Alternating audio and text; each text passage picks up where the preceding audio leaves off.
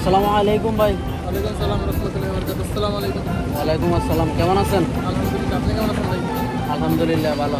তো আপনি সাগর পাড়ে কি করেন? ঠিক আছে, বসে আছি।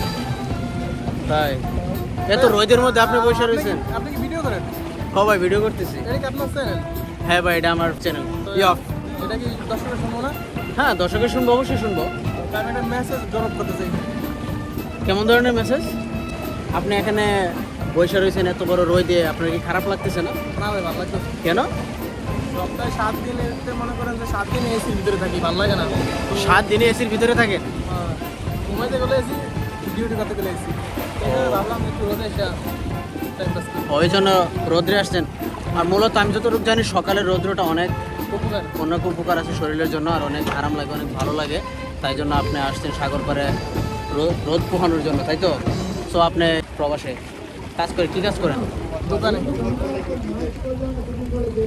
কি কাজ করেন? দোকানে। দোকানে কাজ করেন। কত বছর হয়েছে মালদ্বীপ হয়েছেন? 6 বছর।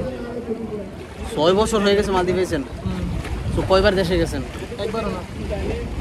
একবারও দেশে যান নাই? না ভাই। দর্শক শুনতে পারছেন, 6 বছর হয়েছে এই বাড়িটা প্রবাসে এসেছে, কিন্তু একবারও দেশে যায় নাই। সো কেন যায় নাই, ভাইয়ের কাছ থেকে আমরা শুনবো। সো ভাই, কেন দেশে যান নাই এখনো পর্যন্ত? দেশে যাইনি ভাই, দেশে থেকে আসার সময় একটা রিলেশন করেছিলাম। তো করার পরে 1 বছর না যেতে মেয়েটা গেছে গিয়ে। শুধুমাত্র গেছে কি লেগে জানেন নি ভাই? কি লেগে ও ভাই, কিসের জন্য গেছে বলেন? গেছে তো ভাই এটার লেগে, এটা কি ভাই, টাকা? এটার লেগে ও, মেয়ে ছেড়ে টাকার জন্য মেয়ে চলে গেছে। কত বছরের রিলেশন ছিল মেয়েটার সাথে আপনার? 1.5 বছর। তো ভাই আলহামদুলিল্লাহ বলছেন, মেয়েটা তো চলে গেছে, চলে যাওয়াতে আলহামদুলিল্লাহ।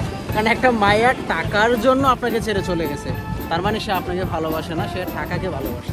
এই জন্য আপনার কাছ থেকে চলে গেছে, এই জন্য আপনার আলহামদুলিল্লাহ বলা উচিত, কারণ আপনার কপালটা দুধ। ঠিক আছে। সো মালদ্বীপ এই প্রবাসে আছেন 6টা বছর হয়ে গেল। তো আপনার কাছে আমার একটা কথা ছিল যে আপনি যে মালদ্বীপে 6 বছর কাজ করতেছেন, 6 বছরের টাকা উপার্জন করতেছেন, ওই টাকা আপনি কিসের মাধ্যমে বাংলাদেশে পাঠান? হুন্ডির মাধ্যমে। হুন্ডির মাধ্যমে? এই জায়গায় একমাত্র একটা মাধ্যম আছে হুন্ডি। এই জায়গায় কোনো বাংলাদেশ ব্যাংকও নাই। আর বাংলাদেশি ব্যাংকে টাকা পাঠাতে গেলে আপনার ডাবল খরচ। প্রথমত রুপিয়াতে ডলার কিনো, ডলার দিয়ে আবার ব্যাংকে পাঠাও, আবার কাগজের সমস্যা হলে পাঠাতে পারি না আমরা, কাগজের সমস্যা আছে। মানে কোনো ব্যাংক নাই এই জায়গায়। আমিও একজন প্রবাসী, আমি যতদূর জানি বুঝি যে মালদ্বীপে অনেক সমস্যা রয়েছে বাংলাদেশি প্রবাসী ভাইদের জন্য। টাকা উপার্জন করি আমরা, কিন্তু শতভাগ টাকা আমরা বাংলাদেশে পাঠাইতে পারি না, এটা আমরা সবাই জানি। বৈধ পথে আমরা টাকা পাঠাইতে পারি না। সো আমাদের টাকাটা পাঠাইতে হয় অবৈধ পথে, যেটা বিকাশের মাধ্যমে আমরা টাকাটা পাঠাই। কারণ ভাই মালদ্বীপে এই রুপিয়া কোনো ব্যাংক নাই। আমরা ডলারের বেতন স্যালারি পাই না, আমরা স্যালারিটা পাই মালদ্বীপের রুপিয়াতে। এই জন্য আমাদের ব্যাংকে যেতে হয়, ডলার কিনতে হয়, ডলার কিনে তারপরে ব্যাংকে যেয়ে আবার টাকাটা ছাড়তে হয়। সো আমরা শতভাগ টাকা বাংলাদেশে ছাড়তে পারি না, প্রায় 80% টাকা আমরা বাংলাদেশে পাঠাতে পারি, আর 20% টাকা আমাদের লস হয়। সো আপনার কি সরকারের কাছে কোনো আবদার আছে যে কিভাবে কি সুবিধা সরকারে দিলে আমরা টাকাটা শতভাগ টাকা বাংলাদেশে পাঠাতে পারবো? সরকারের কাছে একটাই দাবি, যেরকম বাংলাদেশে ইন্ডিয়া, নেপাল, তারপর শ্রীলঙ্কার মানুষ যেমন ব্যাংকের মাধ্যমে টাকা পাঠাতে, রুপিয়া পাঠাতে, আমরা চাই যে আমগো এরকম সুযোগ সুবিধা করে দেয় সরকারে। এতে সরকারও লাভবান হবো, আমরা টাকা পাঠাই আমরা লাভবান হবো। আমি যতটুকু জানি টাকাটা যদি বাংলাদেশ ব্যাংকে ছাড়া হয়, এর মধ্যে সরকারের কিছু ব্যাট পায়। সো সরকারও লাভবান হবো, আমরা পাঠাই আমরা লাভবান হবো। আমি দেশের জন্য টাকাটা দেবো। আর এখন আমরা টাকাটা দিচ্ছি, এটা মূলত সরকার পাইতেছে না, ট্যাক্সও পায় না, ভ্যাটও পায় না। তার মানে আমাদের উচিত, আমাদের বাংলাদেশের সরকারের উচিত মালদ্বীপে একটা রুপিয়া ব্যাংক দেওয়া, নাকি? অনেক দ্রুত যদি আমাদের এই ব্যাংকটা মালদ্বীপে দেওয়া হয়। ও ভাই, আপনি কিছু করবেন?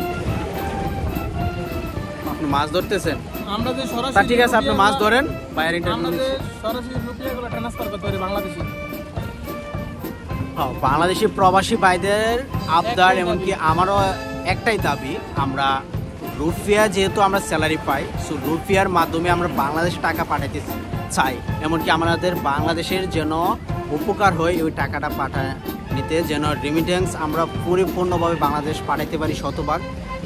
এই আশায়, এই প্রত্যাশা সরকারের কাছে দাবি, আমাদের মালদ্বীপ প্রবাসীদের সরকারের কাছে দাবি, আমরা অতি দ্রুত মালদ্বীপে রুপিয়া একটা ব্যাংক চাই।